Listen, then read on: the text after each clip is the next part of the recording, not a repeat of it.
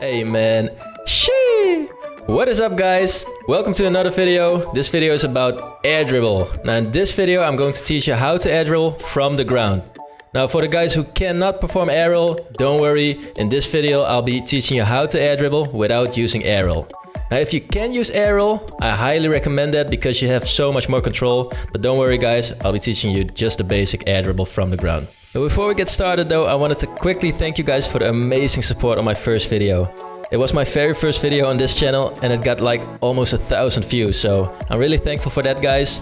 Subscribe to the channel if you haven't already for more content like this. Without further ado, let's get into the video. Now let's start with a basic example of what a ground to air dribble is. After you pop the ball off the ground, you want to touch it a couple of times until you reach the goal. Let's break this down, alright? So after your first initial touch, you want to quickly double jump and boost to catch up to the ball. Now where you hit the ball is so important, it's all about the momentum of the ball. You want to hit the ball in this green area right here. If you want to have more forwards momentum with the ball, you hit it more on the top part of this area. If you want to have more upwards momentum, you hit it on the bottom side. Now I have a nice balanced touch right here just in the middle because I'm so far away from the goal. So I want to have upwards and forwards momentum at the same time.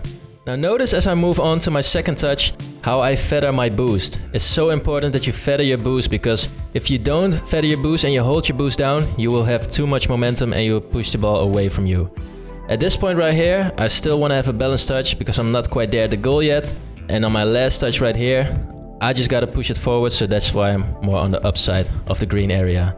So I push it in and that resulted in a goal. Now if you keep these steps in mind, it will become a lot easier while you learn this, but there's more to it. Now if you want to perform this air dribble in an online game, you'll find yourself in 3 different situations. When the ball is moving towards you, away from you, or when the ball is sitting on top of your car. Let's get into them. Now the first situation is when the ball is coming towards you. In a lot of 2v2 games, the opponent will give the ball to you for free in a lot of situations. So definitely make use of this one. So for the first step, you want to drive into the ball with a decent amount of speed. If you go too slow, the ball won't pop into the air. But if you go too hard, the ball will fly in front of you at a point where you can't catch up to the ball. And after that, you just gotta make sure that you hit the ball in the green area from the main example. For this situation though, it's important that you hit the ball with the correct amount of speed. If the ball's coming towards you with a high amount of speed, you want to give it a light touch so that you can control the ball. Now this one is my favorite, when the ball is moving away from you. In this example right here, I started a bounce dribble. The ball is moving away from me and I got some momentum from the bounce dribble. So, you hit the ball, and once you hit the ball, you want to match the speed of the ball. That's key, because you already have a little bit of momentum from the bounce dribble. You want to match the ball speed. After that, you can easily catch up to the ball. And after that, it's just a matter of hitting the green area, just as I talked about in the main example. Now this one is easily one of my favorites because it's so simple to set up. Just start a bounce dribble, match the speed of the ball, and then double jump into it, and you'll almost stick to the ball like glue. Now the last one is by far the most difficult one. It looks flashy and is pretty useful, but the timing is what makes it tricky. So let's get into the setup. Now the first step to the setup is that you drive into the ball or just start a normal ground dribble, place it on top of your car but a little bit more to the front. After that, double jump into it so the ball moves in front of you but not too far that you can't catch up to it. And after the initial touch, just go back to the green area and you'll hit the ball into the goal. And remember guys, whenever you lose control of the ball, most of the time it's because of your first touch or your boost. You want to feather the boost as much as possible, because if you hold it down, you will most likely lose control. Now these were the main situations that you will find yourself in an online game. Stick to the main rules, but adjust it to every situation.